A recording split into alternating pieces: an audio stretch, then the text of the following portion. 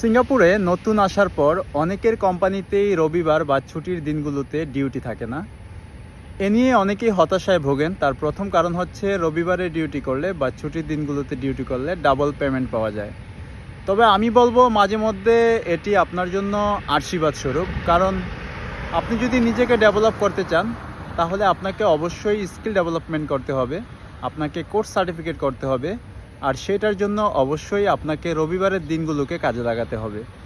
অনেক কোম্পানি আছে shipyard, landscape এবং কি কনস্ট্রাকশনেও, যে কোম্পানিগুলোতে আপনি মাসে 30 দিন কাজ করতে হবে, আপনি কোনোভাবেই বন্ধ পাবেন না।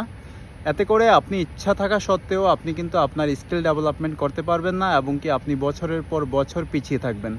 তাই আমি মনে করি যাদের কোম্পানিতে রবিবারে কাজ থাকে না তারা সেই সময়গুলোকে অনায়াসে না কাটিয়ে দিয়ে সেগুলোকে কাজে লাগান, স্কিল ডেভেলপমেন্ট করেন, এগিয়ে যান। ধন্যবাদ।